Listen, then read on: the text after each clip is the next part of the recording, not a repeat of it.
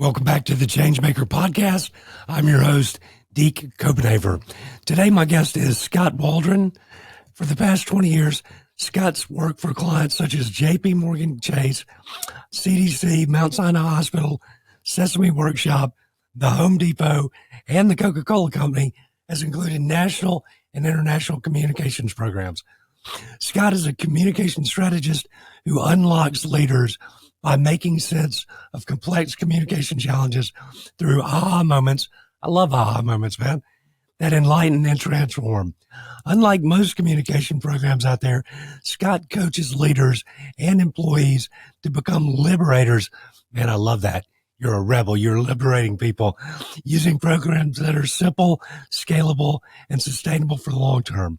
He believes your influence, alignment, and ability to execute all begin with you and how you communicate.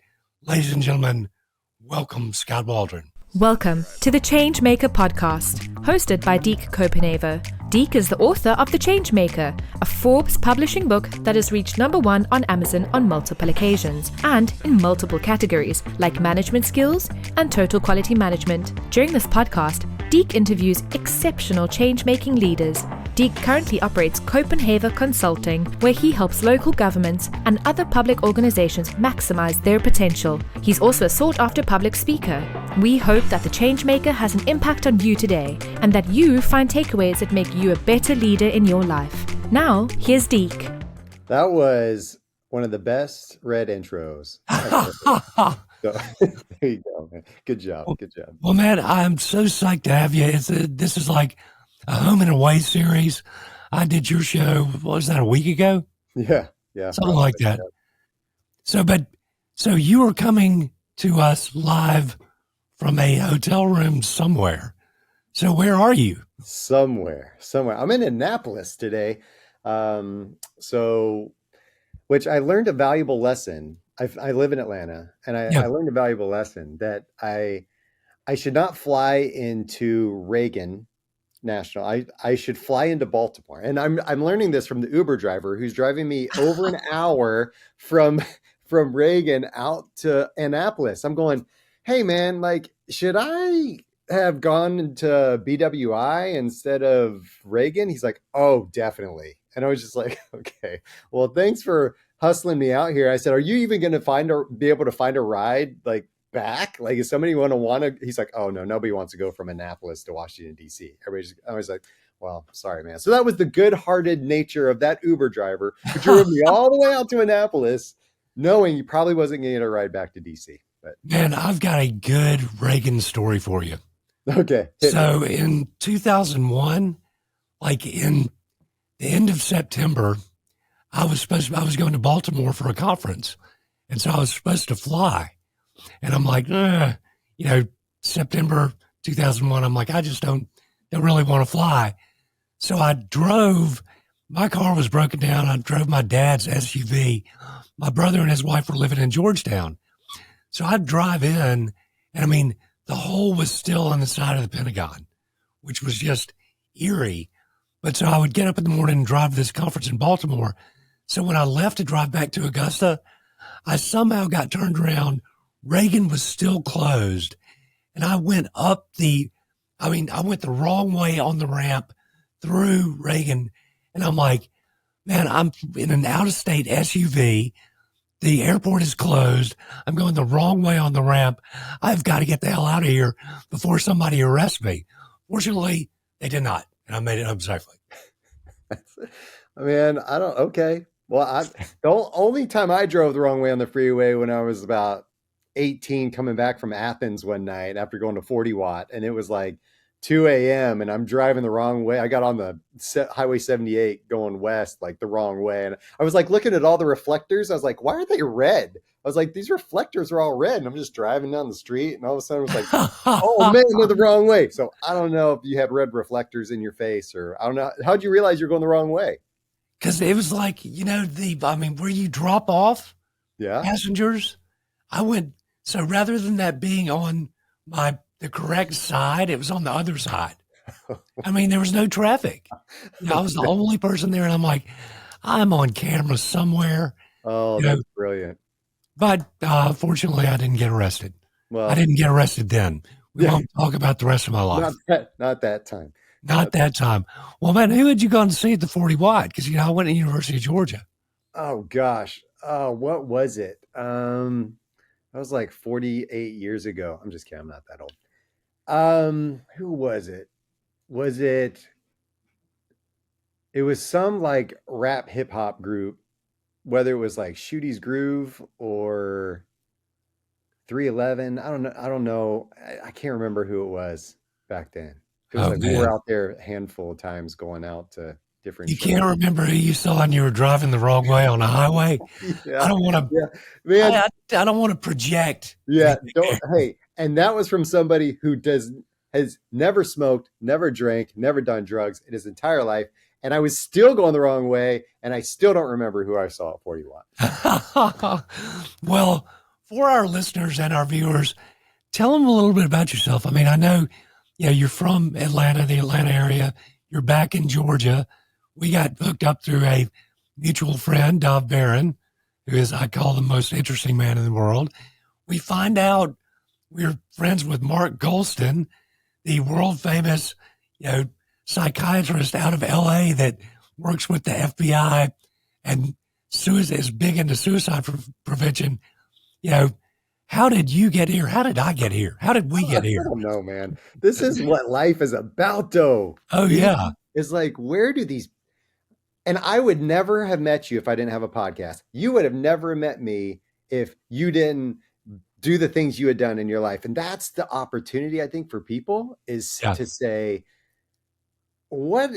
I may not see the direct ROI of the thing I'm doing right now, but what is the thing that eventually happens where I cross paths with this person and I don't know what happened and in your world or in my world. And I think about that sometimes. I'm like, what was the exact moment in time where our paths were supposed to cross and like hit? And I don't know. I love thinking about that stuff. So, how did you get to where you are and start doing what you do? Just give us a little bit about your background. Because Yes. I know Dov is the world's most interesting man, but you're on that list too, buddy. No way. No. When I look at Dov, I'm like, how many spiritual people have you lived with in your life and studied with? And how many countries and continents have you lived on? And have you ever heard him do his voice impersonations of? No. Oh, okay. Next time you talk to Dov, ask him to give you like his Nashville kind of accent. And then he also does kind of this like Scottish kind of accent. I don't know. His accents are cracking me up. Regardless, you asked me a question. I'm going to answer your question. Okay. When I went to school in Atlanta, I went to a private design school, a graphic design school there, and I graduated from there and moved up to Chicago to work at a design firm up there and did some beautiful, amazing design work, built communication brand programs for companies all over the world. And then at some point, it was 7 years later, my wife and I had just gotten pregnant and we said, we are not raising our kids here. It's too cold, it's too flat, it's too ugly, and it's too expensive. And said, all of our families in the South, we're moving back to the South. So said, hey guys, sorry, thanks for all the things you've done for me, but I'm moving back South. And they said, well, we really hate that you're leaving. So how about you become managing partner and set up our office in Atlanta? And I said, awesome, I'll do that. So I did that and ran that for 12 years in the Atlanta area. And funny thing is, I guess it was probably, I don't know, 5, 6 years ago. I was speaking at an event and I was speaking there with somebody who did more leadership type things. And they were talking to leadership people. And I don't know, do you know John Maxwell? John Maxwell Company? Yeah. So I did a lot of work for John Maxwell, helped build his some branded his products and did some other things for him personally. And anyway, for the John Maxwell Company. And so I had been in the leadership space. I had understood what leadership training was and had worked with these people. And it was very just a corporate thing for me. And it wasn't really a place for me. Yeah. This guy that I was speaking with, he was speaking on leadership stuff. I was doing more brand strategy kind of talking at that time. And after we both talked, he came over and he said, hey, I've got a project I'm working on. I need some brand help done for this thing I'm launching. And in exchange, I'll trade you for you can be in this leadership cohort I'm starting. And it's about a year-long program. You can be in that and we'll trade services. And I was like, I'm always like, okay, I'll try stuff. I'm always up for trying things. And I said, okay, I'll do leadership. Not really my thing. I don't really need it. My culture's great. My people love me. I love my people, kind of thing. I was like, I'm a cool guy. People like me. Anyway, I go into this leadership cohort. 2 months in, I go, like my brain blew up and I said, Deke, I didn't say Deke. I said, but I'm telling you, Deke, from that, I realized how bad of a communicator I was. I was like, I help people communicate and companies communicate every day. I've been doing this for years. And yet I was not a great communicator. And so I thought to myself, how can I use this in the world of external brand communication and helping companies get their message out to the world? And I said, one of my core issues as a designer and as an agency was that we would go in and try to work with, VPs of marketing, directors of marketing, marketing departments inside of these companies. And what would happen was that they were so dysfunctional on the inside that they would have a hard time really being effective on the outside or being true to who they really were on the outside. And that was a problem for us trying to communicate on the outside because we were trying to put lipstick on this thing. Yeah. And we were also experiencing new leadership inside the company because there was turnover and there was other things. We'd have new direction thrown at us, tons of wasted time, tons of wasted money. And I was thinking, this is a problem. So why don't I go in and help the inside first? And then that will help us execute better on the outside. So that's what I started doing. So I started saying, okay, I'm going to take all the things I'm learning and I'm going to hitch my wagon to this. And it was Giant worldwide at the time. So the company is called Giant that does leadership and culture development training all over the world. And I said, I'm going to start doing this. So I got certified, started doing some training, and I started doing that. So it was, Deke, like 95% design brand strategy work, 5% culture work. I would go in, start with some culture stuff, and then help us with the brand strategy stuff. Now it's flipped completely. I'm doing 95% culture, team communication, all of that. And now it's like 5% more design brand strategy work. Now, the brand work I do at this time is more brand foundation work, mission, vision, values, purpose type work. And then how does that incorporate into culture and the things that drive you and drive your external side of things? So that's where I am. That's how I've landed here in my professional world. And now I'm talking to you on this show. Well, and I share with everybody, I think good ethical leadership is now more critical than ever. And it is out there. I'm sure you see it, but it's just, that's not the stuff that gets the headlines or gets, makes it to the news, because the news is just covering the extremes. But it's interesting. I want to get your take on this because, we talked a little bit about politics on your show, but what I share with people is, okay, I was in politics for 9 years, but what I see in the corporate world, in churches, everything, bad politics have a way of seeping into those. So I'll give you another Dove connection. Chris Cooper, who is out of London, I had done his podcast. He invited me to speak to a group that he's put together in 2020 called the Elevation Collective. So it's just like, brainstorming it's kind of like a mastermind group from people from all over the world. But there was a 20-something-year-old girl on the call that has just developed this new civic engagement software. So she's gone off on her own. But I had an hour Zoom with her yesterday. She worked at the United Nations in counterterrorism for 3 years. She said, but the culture was so bad. And she's like, dude, I had such terrible bosses. And like one person I worked for had her PhD in gynecology, no experience in counterterrorism, but based on who she knew politically, she got the job. So I would say, bad politics, and it does really can destroy a culture. 100%. And I liken it to the idea of like a greenhouse, and we've got these healthy plants in there, and we want to have all these plants grow, and we want them to thrive, because these plants are going to provide us all kinds of things in the future. Not only beauty to look at, but maybe food, and maybe just atmosphere and oxygen and other things. And we want to grow these plants. But what happens is when that greenhouse is toxic, when the atmosphere is toxic, the plants die. And we all sit around and we go, what is going on with all these plants? You just can't find good plants these days. They just die. And it's like, well, wait a second. The greenhouse is completely toxic. You've got to like air it out. You've got to take care of the greenhouse and the atmosphere in that greenhouse, because there's so much toxicity, and it comes in multiple shapes and sizes and forms, So I don't know. It's something that we're going to have to battle forever, because it involves humans.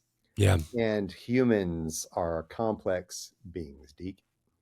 Well, in speaking to this young lady yesterday, I said, so I live in Augusta, the Augusta National, obviously, very famous club, but the chairman at the National basically controls everything. What he says, or one day possibly she says, that they say, well, he's a benevolent dictator. And people would say when I was in office, they need to give you control of everything. I'm like, no, they don't, because a benevolent dictatorship only works if the dictator is benevolent. And there aren't too many benevolent dictators out there. So it is about team building, and that's not sustainable. It's interesting. In the presidential race, there's talk of, former President Trump wanting to be a dictator, which dictatorships scare the hell out of me. I mean, I don't think they work in corporations. They don't work in governments or anything, but it takes power away from your people. And I think good leadership is about empowering your teams. Of course it is. The more we have, people are the fuel. People are the thing that make it all happen. That dictator is not going to be able to make anything happen by themselves. No. And Deke, let me ask you that. Let's go through a quick exercise. Think back to, let's think back to, teenage years or later career, whatever you've been doing. I want you to think back to somebody that you remember as being a total dominator. They were complete they built a culture of fear, manipulation. They talked down to you. You acted out of compliance, not out of desire or engagement. Do you have somebody in your mind? I've got several people in my mind, actually. Okay. So that person you remember that way. So this is where my brand strategy background comes in. So I incorporate a lot of brand work into what I do with leadership. Now, that's kind of my unique spin.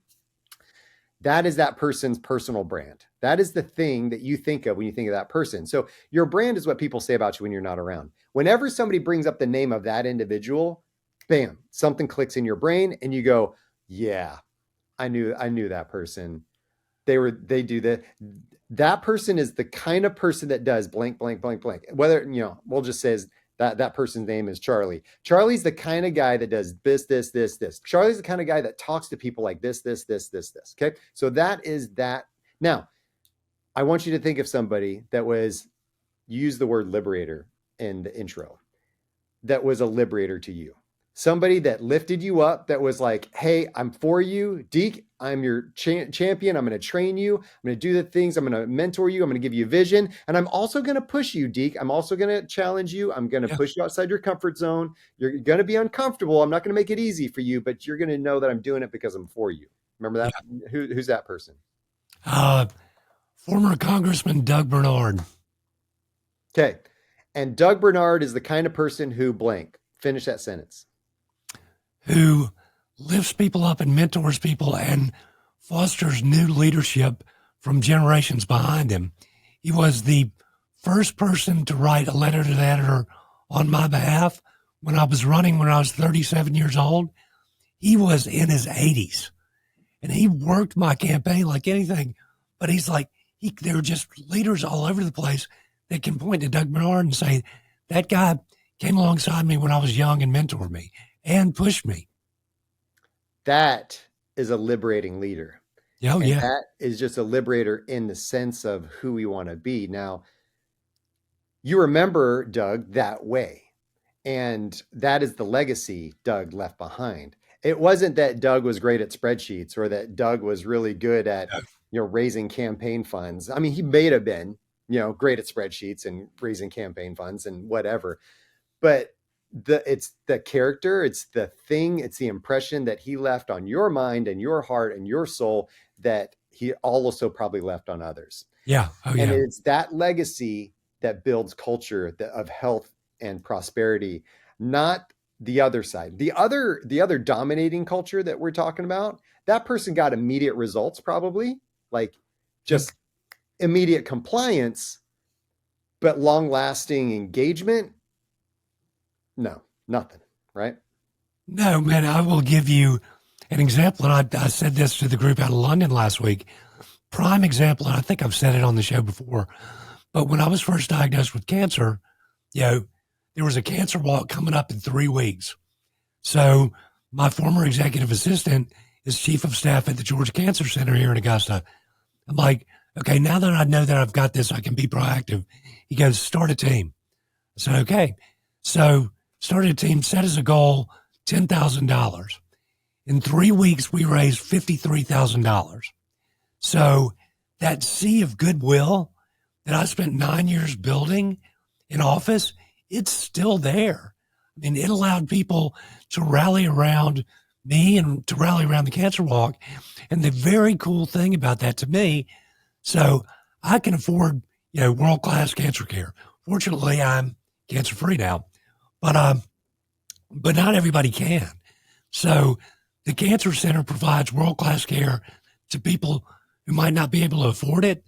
So what that $53,000 did to help people that really need world-class care, but that's focusing on leading through love and compassion, is sustainable. Focusing on leading through fear and intimidation, exactly what you said, is not. And then I'm going to go ahead and paint the other picture. You've got those leaders that use fear and manipulation, that intimidation tactics, the command and control, you just step in line, get in line. I'm in this role because I'm really good at my job. You just need to listen to me or else you're out. I just need people that are going to follow. I don't need anybody, right? So you've got that side of it. But then we also have those other leaders that at first seem really great. They're for us. There's those leaders that are, they're really nice people. Like I would hang out with them any day. Like they can come over for dinner. They can do all kinds of things. But what happens with some of those leaders is that they'll offer that support all day. But when it comes to accountability, when it comes to making sure people are pushed and people are doing the things they're supposed to be doing and setting expectations and all those, that clear communication part, that's kind of where I fell. I fell into this quadrant of, I wasn't always clear in what I was saying. So my team was either confused or they didn't really know what was going on in my head. And then I would ask them, hey, what's going on with this? And they're like, oh, we didn't know we were supposed to work on that. And I said, oh, yes. Yeah, I needed you guys to work on that.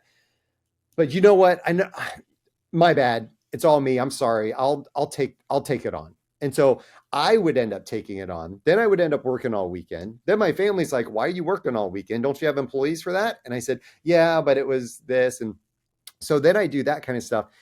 And then I also end up taking everything off them because I don't want to push them. I want them to like me so much. Yeah. That then it leads to an entitlement culture. Now my people are disengaged to that extent. They're kind of going, well, we'll just kind of get by with whatever we're doing. And then Scott will just kind of take it over. Or I don't see that person doing much, so I'm probably not going to do that much. Or I don't even know where Scott is. He's off writing a book or he's out speaking or doing his own personal brand stuff. I don't even know if he cares about our company.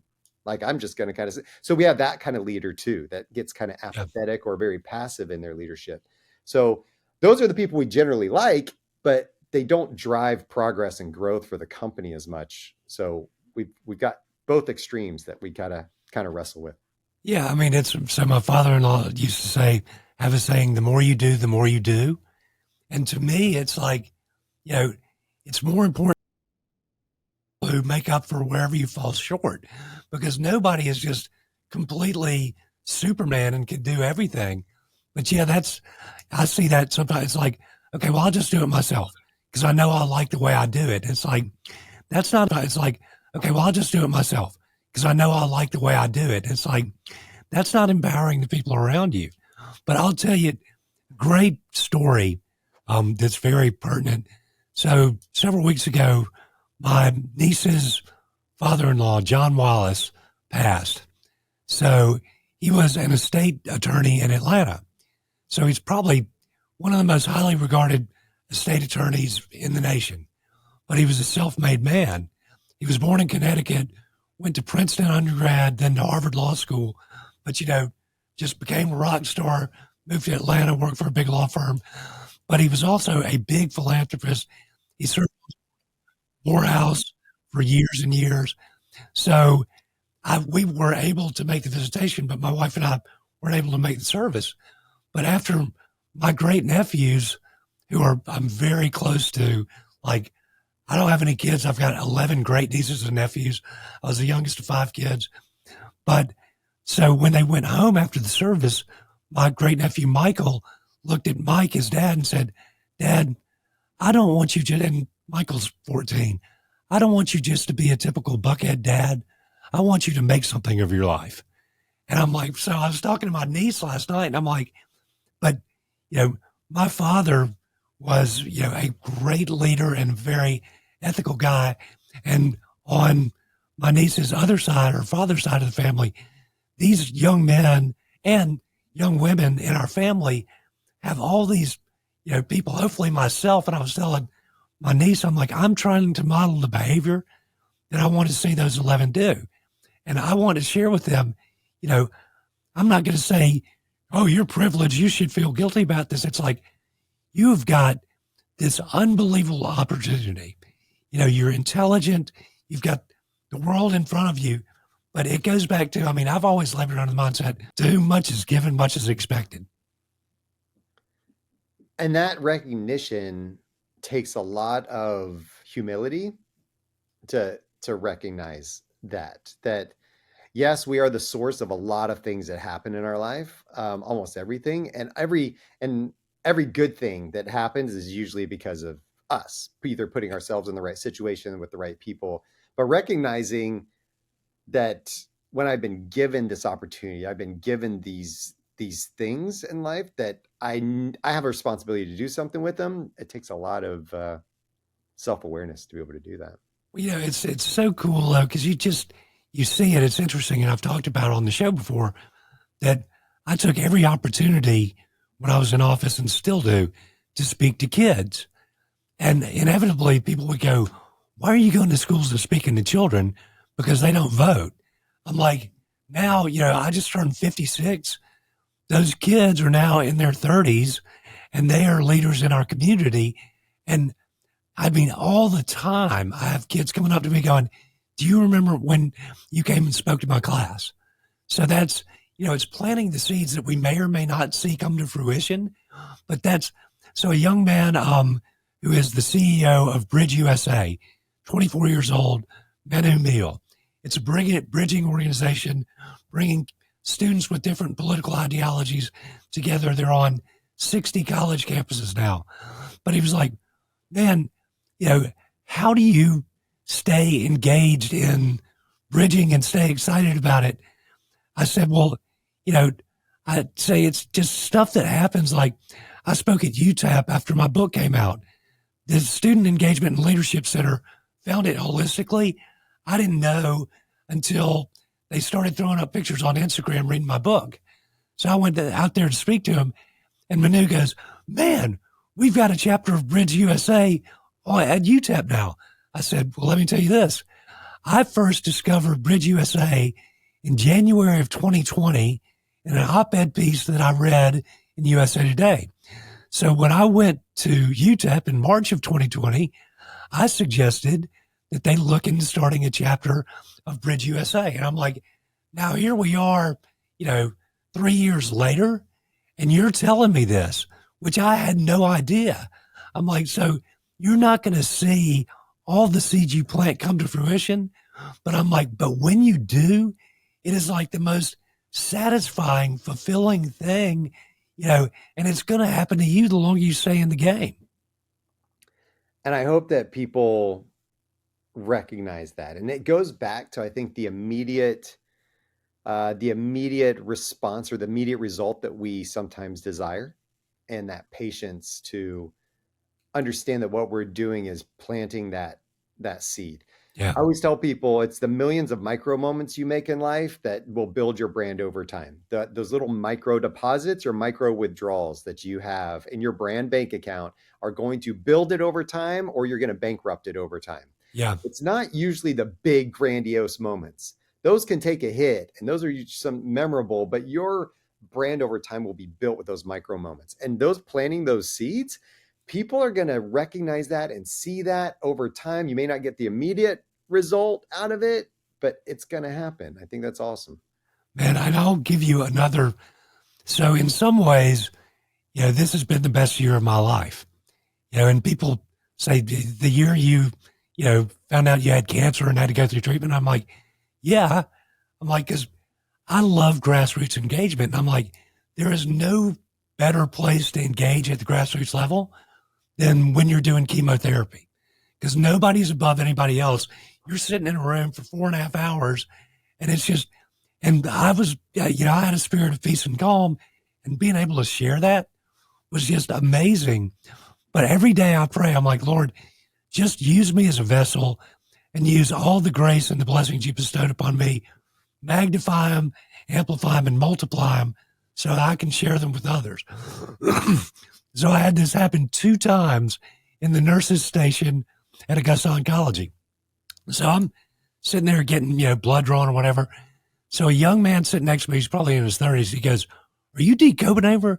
I said, "Yeah, man." He goes, "Oh my gosh, you were the best mayor we ever had. My wife, can I get a picture with you? My wife loves you. My family loves you." I'm like, "Yeah, man."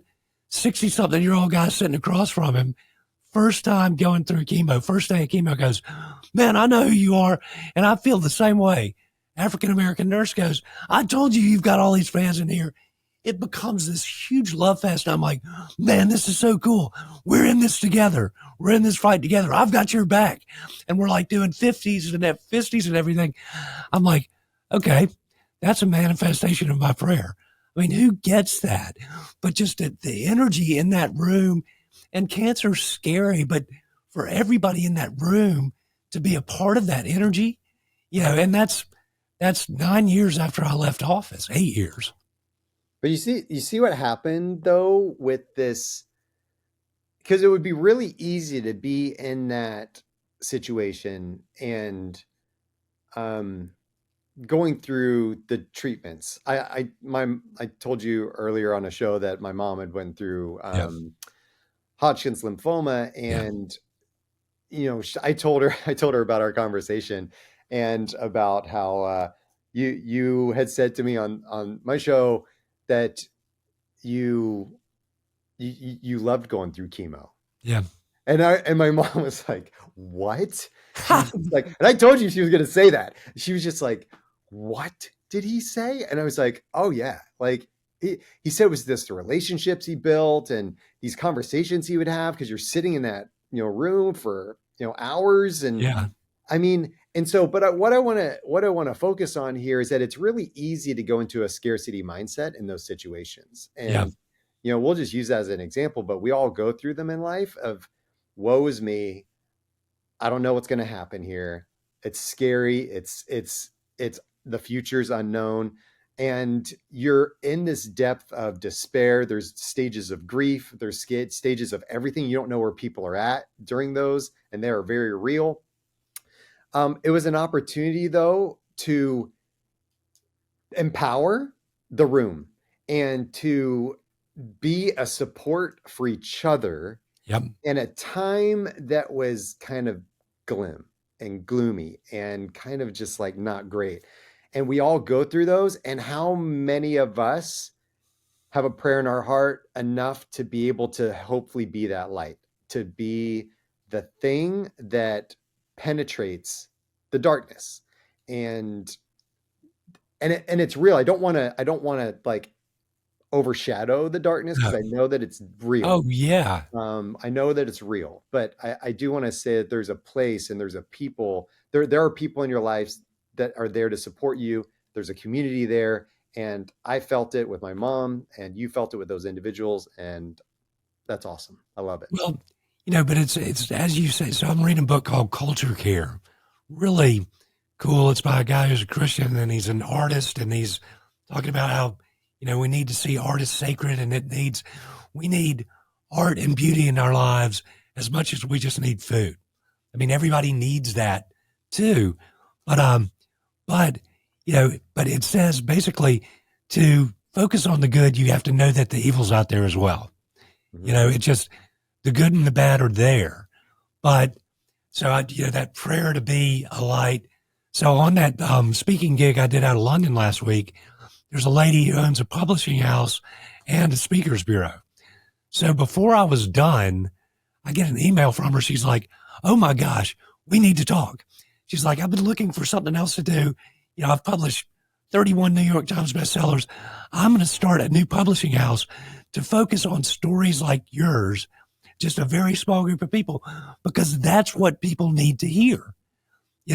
So I had an hour-long Zoom call with her on Monday, but I'm like, yes, the darkness is out there, but I say people will go to an alternative. They'll go to the light if you provide them the light. But I think chemotherapy, a leadership experience, because I'm like, okay, everybody in this room is my team. They are on my team. I'm going to be the coach. I'm going to go visit with everybody in here and lift their spirits. I don't know what's going to happen, but I know if I can at least alleviate some of their, suffering or their downheartedness for even a moment, how great is that? So my wife too, she became the den mother. She'd go get Chick-fil-A for everybody there every time I got treated. So I'm like, that was the coolest thing. I mean, people just were so excited. She has such a big heart, but I'm like, just that shared experience and knowing that people are experiencing fear. And sometimes, I handled chemo well, but not everybody does. But just to bring joy and light, at least for that moment, that's more fulfilling than any big payday ever, I think. Well, and it's long lasting too. Yeah. And there's an exercise I'll have my clients do when I'm working with them at the end of one of our first sessions. Is I will have them write a letter, a physical, handwritten, not an email. They're not allowed to do email, and sometimes I'll let them do a text or a phone call, but it depends. But regardless, first priority, the first choice is to do a handwritten letter. So I have them write a letter to somebody they just want to thank. And it's just a thank you note. And I don't care if it's 2 sentences. I want it to be short and punchy. I don't want it to be explanatory about why they're doing this. Hey, my coach asked me to do it. No. Like, just get down to it. Hey, I really appreciate you. I appreciate the conversation we had. You've always been something for my life. Love, whoever. Like, it's just because in this day and age, if I make an effort to find a pen and paper, first of all, then I make an effort to find an envelope and stamp it, because how many of us have stamps at home anymore? I don't know. And find your address, put it in the mailbox, and mail it. I made some effort. It's easy to write an email. It's easy to write a text. No problem. Okay. We're connected to our devices all the time. But if I make that effort, that little bit of effort, that's all it takes. It's the micro moments. Like I said, what's going to happen? They're going to go out to the mail one day. They're going to get all their mail, and with their Comcast bill or their AT&T bill or whatever they have, they're going to find your note, your letter. Do you think they're going to open up their utility bill before they open up your letter? No. They're going to open up your letter first, and they're going to go, huh? And they're going to get a little, huh? and they're going to go, this is interesting. And so all of a sudden the curiosity spike, you've added a variable into their day. It's like Christmas, okay? Because they got this surprise gift. Then they open it up and they go, I'm curious. Now you spark curiosity, and now they open this thing up and they read it. What's going to happen? Serotonin kick. Boom. Like this chemical pride hormone in us goes up. You know what else happened? You had a pride hormone serotonin kick that went up when you wrote the letter, and you felt proud of yourself for writing it. Sometimes my clients never get a response. They never get a, hey, thanks for that letter. Or, hey, I really saw it. And I don't necessarily care about that, because some people just don't think to do it. That's not the point. The point is you felt that pride, you felt that joy, you felt that I'm sharing something with somebody, and it built them up. Inevitably, they felt it as well. If we can do that with everyone, it's an exercise in that lifting and lightening and brightening, right? That's what it is. Man, and I will tell you, so I've started, writing another book about my experience, but early on, I'm like, okay, I am going to try to use humor and light and just to make things easier for every doctor, every nurse that I meet. I'm going to bring, and I'm going to thank them, because I know, God only knows what cancer doctors and nurses see. It's not all joy and light. So I'm like, I'm going to purposely thank them, everybody, tell them, I pray for all my doctors and nurses every day, whether I've met them or not. So you're on that list. But I think humor is such a way to lighten a moment. So when I first went in for my endoscopy to find out if I really had cancer, so they wheeled me back and the nurse goes, okay, you're here for a colonoscopy. And I'm like, no, that would be the wrong end that you'll be looking at today. And I would appreciate if you would stay away from there. So she does. She's like, oh my God, I'm so sorry. But then I told the doctors that, and they're like cracking up. And I'm like, here again, just for those moments using humor, but that personal connection. And as you say, just to say thank you. And as you say, to write a note means so much, but just going that extra little bit, it makes life easier for you and everybody around you. And that's the thing to me, we are a community. We're all connected. Our lives are all intertwined.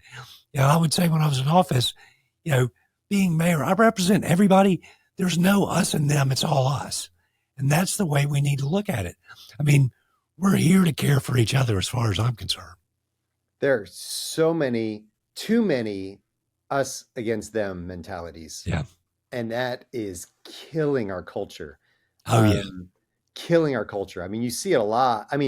Politics is the obvious candidate. Oh, yeah. Right.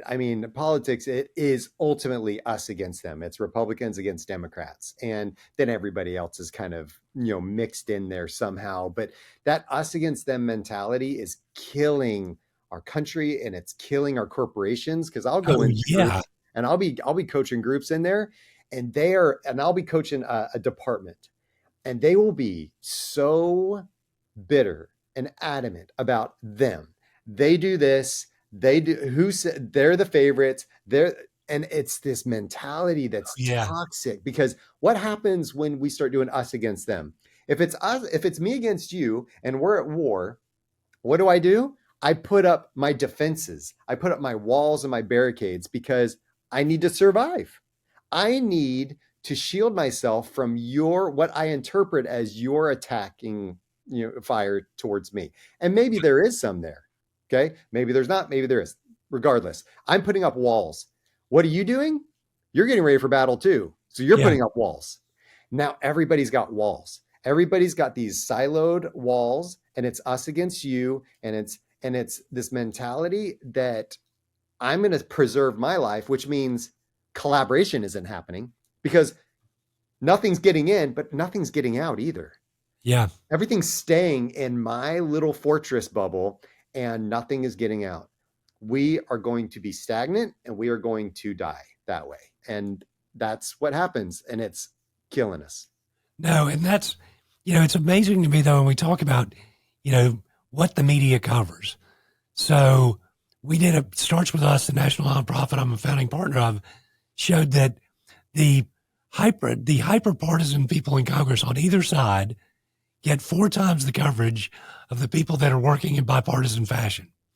And Marjorie Taylor Greene, who is a congressperson from Georgia, gets 10 times more coverage than anything else. And I'm like, so there's good stuff going on out there.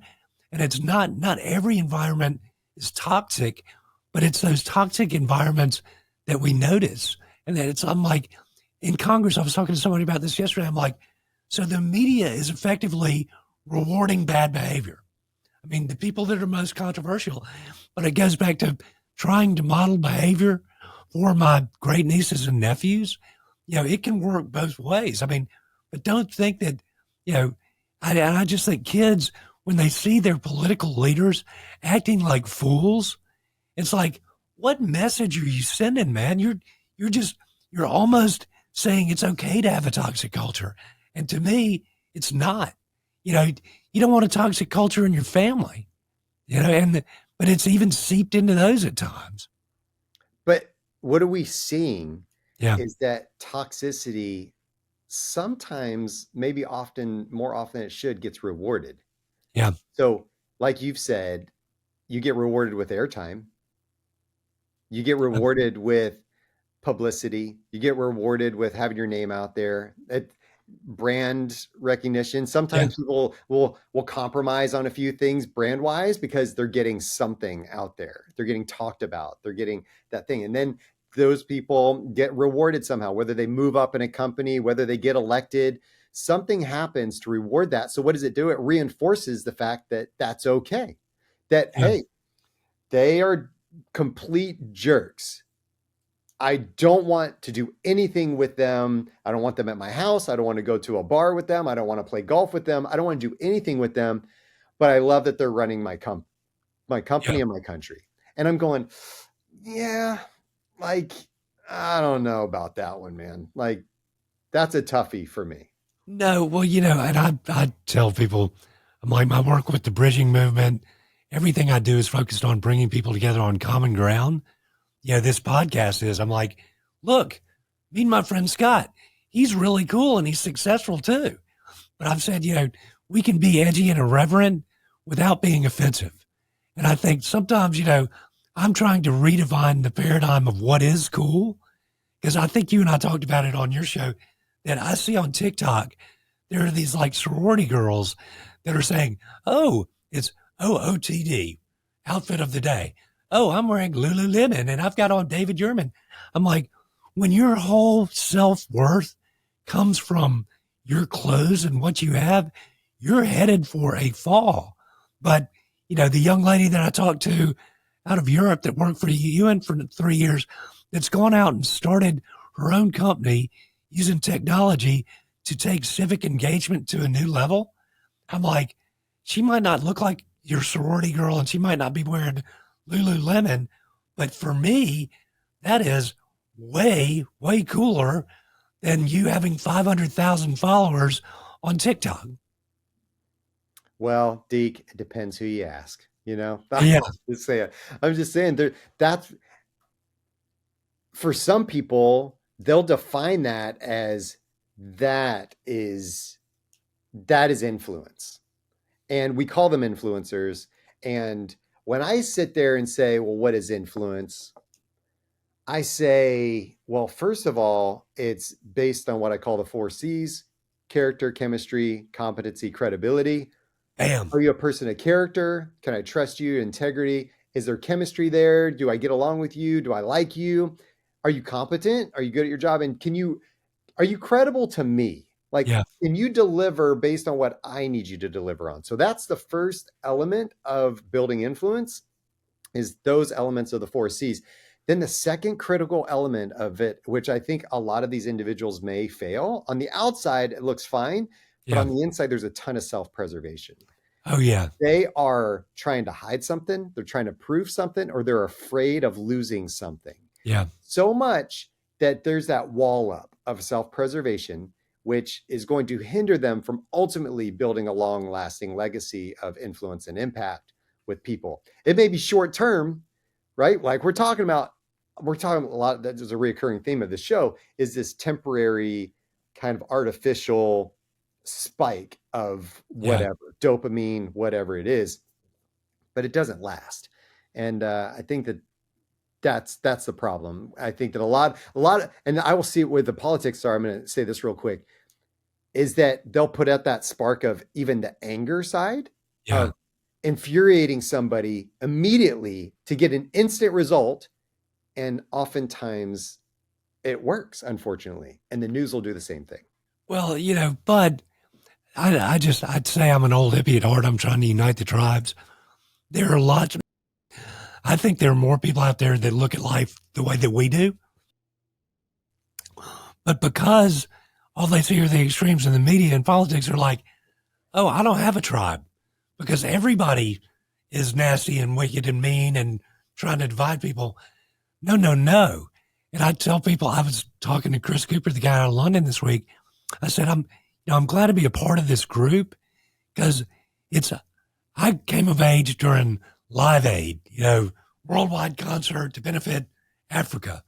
And, we are the world. It's Christmas time. You'll hear that song again. But I said, Quincy Jones, the producer that took all those egos of all these major musical stores, musical artists. So he put a sign on the door that said, leave your ego at the door. And to me, that's cool when people can set aside their egos for the greater good. And that's the kind of vibe I'm trying to foster in everything I do.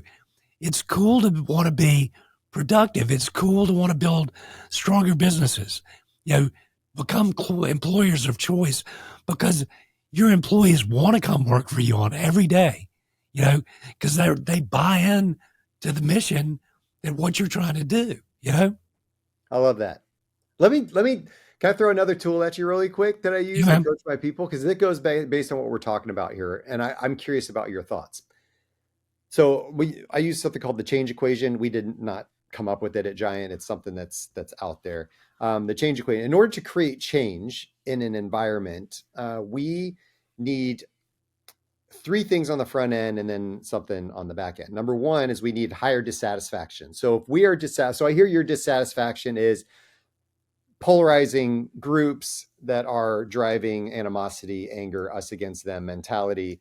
Yeah. And there's that dissatisfaction. Our dissatisfaction has to be high enough that we want to do something about it, that it's causing enough pain. Second, we have to have a high vision. Your vision of what could be. What's your vision? Because here's what happens is that a lot of people, and I'll say this happens in politics a lot, and you probably confirm this, my dissatisfaction may be super high, but I feel like my vision's really low. My vision is like, that's just the way it is. That's the way it's always been. That's how we do things. That's just never going to change. It's too big. The system is too big. The system's too corrupt. The system's too whatever. That's called hopelessness. Yeah. High dissatisfaction, low vision leads to hopelessness. Yep. If your vision is high enough, if you're optimistic, if you're there trying to drive change and vision and encouragement, there's something there. Now, your natural next steps is the third step. You have to have clear and simple natural next steps in order to help drive that change. Now, all of these three things, dissatisfaction, vision, natural next steps, all have to be high enough. All those have to be greater than what we call resistance. Resistance is the darkness we talked about earlier. Yeah. Resistance is the beast. I call it name it to tame it. We got to tame the beast so that we know what we're up against. We have to name it so that we know what we're up against. Yep. So when I talk about this, so Deke, I say, okay, your dissatisfaction's high enough that you're involved in all these causes. You've been in the belly of the beast in politics as an elected official. Your vision's high enough. I see your hope. I see your positivity and your natural next steps. You're starting organizations, you're researching, you're getting involved and doing different things. So I see it happening. What is the resistance that you think you are fighting? It's interesting. I think so I was at a speaking gig last week and I said, so I'm not naive enough to know that there are individuals and organizations that profit greatly off of division. And, so as you bring people together on common ground, you become a target because you're taking market share away from the negative people and the people that promote, disharmony and everything. And that's real. I mean, there are, in politics and business, there are people that profit tremendously. So if you do that effectively and you begin to build this movement of people joining together and saying, we're tired of that, we want to get with this, you're going to be a target. It's just as simple as that. So that is a big resistance, is the fact that there's people actively working against you, trying to unify things because they want things divided. Yes. And so so that is something to name. So you sit there and look at the resistance, and then we categorize the resistance as a barrier, hurdle, or a gap. A barrier is something that is immovable. It's a contract. It's some kind of law. It's something that you can't do anything about it. It's, COVID response. COVID says you have to shut your doors, everybody. It's a law. You have to it's put on. So that's a barrier. A hurdle is something that you have to be creative about. You can jump over it. It's going to take some effort, but you can work at it. And then a gap is something that just has to be filled in before you can move on. It's like a signed contract, or this thing has to be implemented before we can do this thing. When you talk about those individuals that are going to fight you because they believe that there's profit in division and other things, do you consider that a barrier, something you can't do anything about, a hurdle, something you have to jump over, or a gap, something that's like just you've got to solve something before you can move on? Hurdle. But I'm like, I want to be a symbol of hope. I'm like, so I think I'm pretty credible.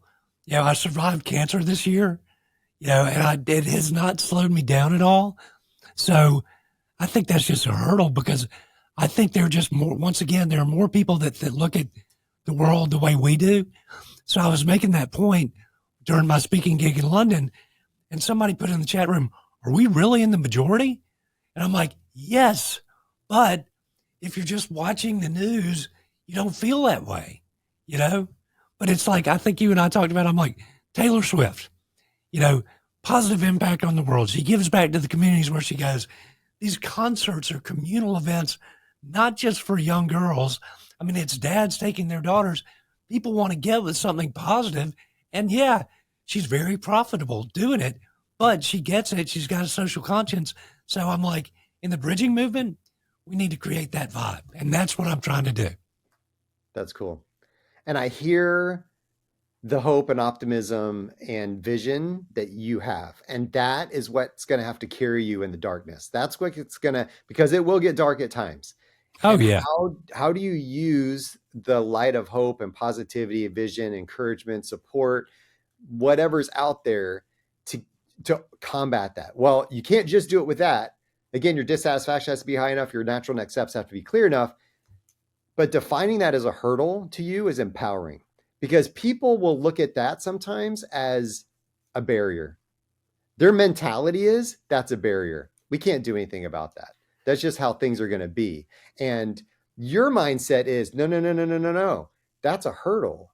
To some people, it may seem a barrier, but to you, it's a hurdle. And you can help that person get to the point where they see it now as a hurdle too. And that is how you can spread, just as easy as they spread toxicity, you spread hope.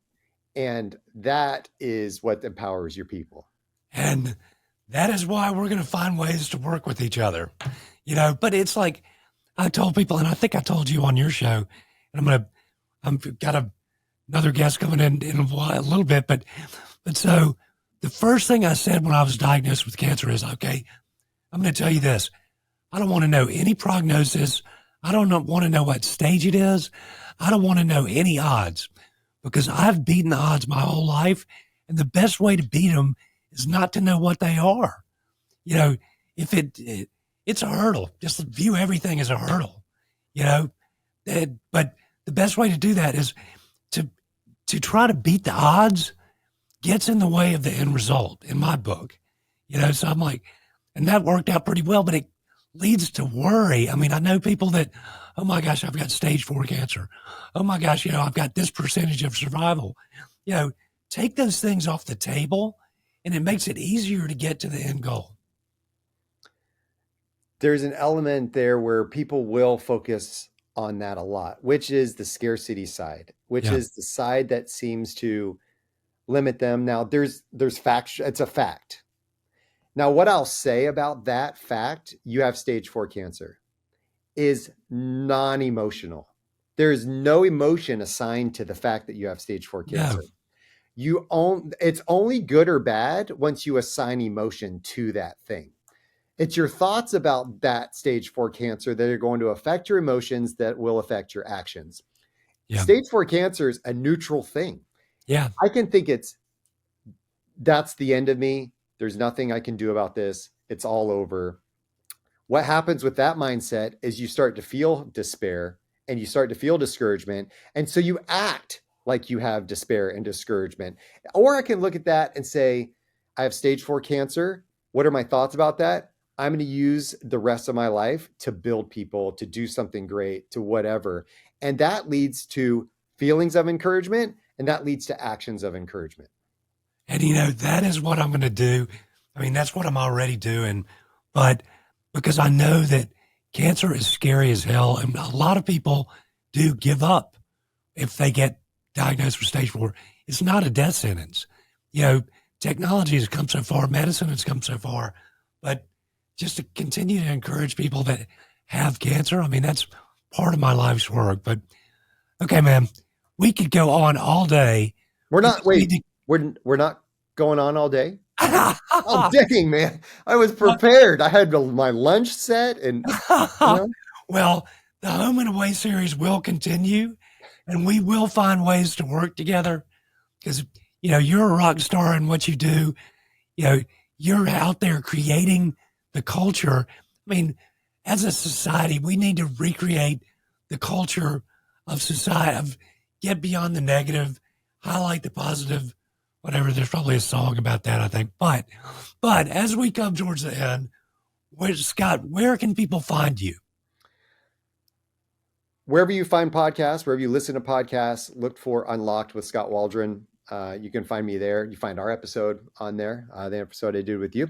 That will be there. My YouTube channel, you can go there. I have a lot of short little leadership clips there, shows I've been on, but also shows from Unlocked as well. SkotWaldron.com, SKOT. There's a whole story on there. You could read in my about bio about why it's spelled that way. I'm not Scandinavian. I'm not Scandinavian. But SkotWaldron.com. You can go there. And lastly, I have a book coming out on December 12th. So if you're listening to this, well, you'll probably be listening to this after that happens. Anywhere you buy books, you can go and find that. It's called Unlocked, 52 weeks, 52-week guide to intentional leadership. So it's for the busy leader, the person that's like, I just don't have a ton of time to digest a huge book or to go through whatever. It's if you want actionable, inspirational, short, bite-sized tidbits, that is what this book is for. 52 weeks, micro steps throughout the whole journey. And that's where you can find me. Eat the elephant one bite at a time. That's it. Okay, my final question. On a daily basis, what puts a smile on your face and brings joy to your heart? Oh, man. I know people just say their kids and their families. So I'm not... Okay, so let's just take that off the table. That obviously, that's what it does.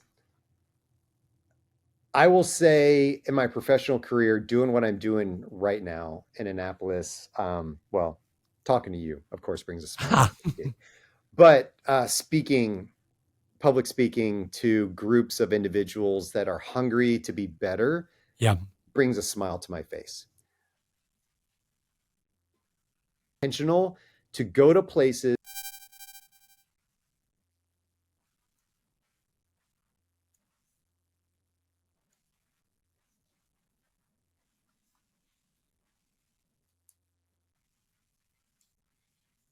No.